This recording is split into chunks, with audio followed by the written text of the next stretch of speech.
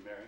The legislature is taking steps to reduce the problems of overdose deaths and opioid addiction, yet overdose deaths appear to continue to rise, and the drug addiction problem is still a major one. Are there other approaches to the problem which have been overlooked and need to be tried? I have to say that the efforts that have been made in the state so far have been good. There have been a number of things, and I have admired Representative Sprague's work on that in the past. I just think that it doesn't go far enough. I think that we need to be able to go take many more steps and spend a lot more money on it. I know that that's an issue that Republicans don't want to hear about, and I've got thoughts on that side of it too. But we need to have longer rehabilitation. We need to have more facilities. I do think that they've gotten started in the right direction, but there just has to be more money behind it. Sprague? Yeah, I appreciate Mary's comments and agree with her that longer treatment is needed for a lot of people that are struggling with drug addiction. One of the ways to extend treatment in terms of drug addiction is to make sure that people have the sober living and peer supports that are necessary to sustain sobriety over the long term. I continue to push for additional sober housing, sober living arrangements, because we know that that helps get people better.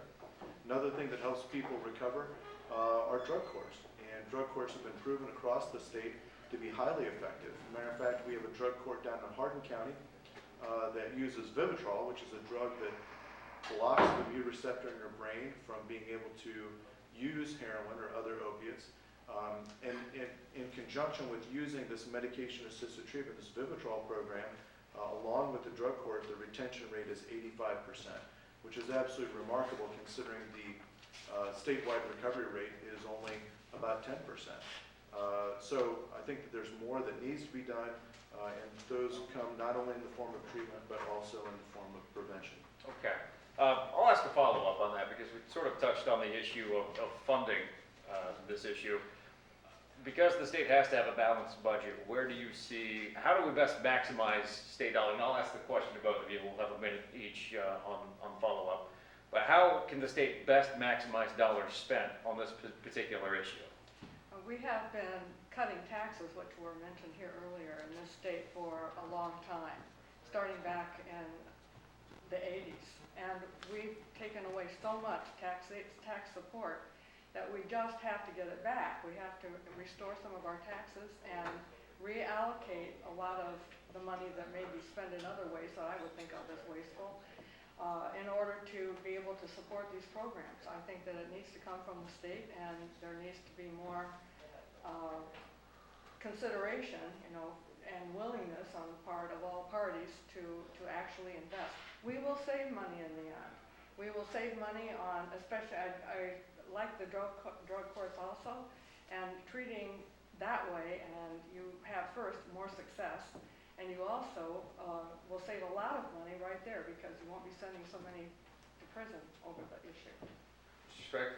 Well, I'd like to see us pay for, I think part of it is how you pay for it. And what we currently do is, in the Medicaid system, we pay for slices of care. So, if you come in and, we'll pay for a slice of counseling, an hour of counseling, and then we'll pay for a slice of group therapy, or group work. And what needs to happen, in my opinion, is that our payment system needs to evolve, and we need to do a better job of paying for care. And what I would recommend is that we pay for an entire episode of care. And we start paying providers based upon the number of months of sobriety. We pay for results. Because we know in some cases that the services that we don't pay for, things like peer support, things like being able to get back in and find a job, those things that Medicaid does not pay for currently are actually the things that help people stay sober and sustain their recovery. And so what I would like to see us do is change the way that we pay for drug treatment in the state of Ohio, which I think will have a direct effect on our effectiveness. Okay. Second question, I believe I get to ask, and we'll stay in the same wheelhouse here and continue to talk about the opiate fight. We've seen so many negative stories in the news, videos of parents passed out in their car because they've overdosed with their kids. How can we get some quick victories in this fight? Is that possible? And can that be orchestrated from the state level? And we'll start with you. Sure. Well, no, there are no quick, easy victories. If you want to maybe say a quick victory, one of the bills that we passed in the last General Assembly was House Bill 4, which was my bill.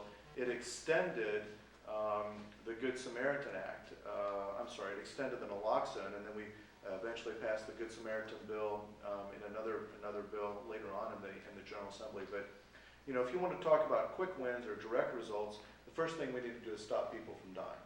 And so that's what the Good Samaritan bill was about. That's what House Bill 4 was about, because we can now have this antidote for heroin that can revive people from an overdose. And we want to make sure that people are incentivized to call 911 and save somebody else's life. That's what the Good Samaritan bill was about.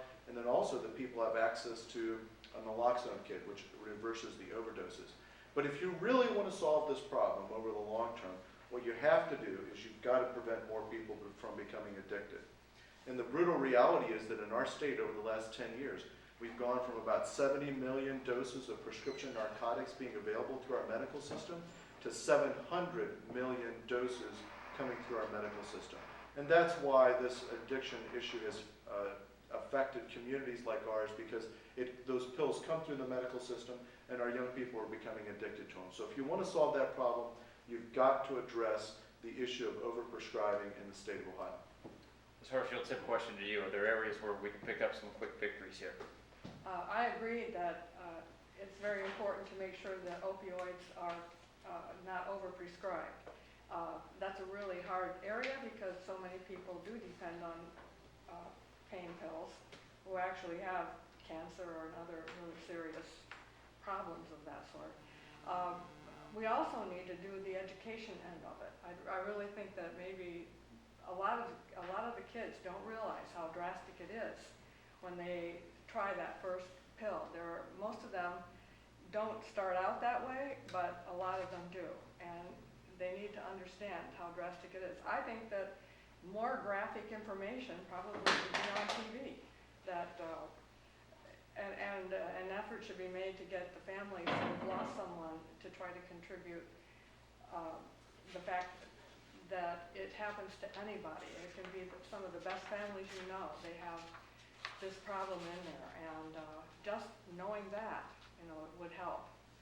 So again, I think education is a big focus. I also agree with Mr. Sprague on his points too, but it needs to be financed, and that's maybe one of the harder areas probably for him to get people to listen to him too.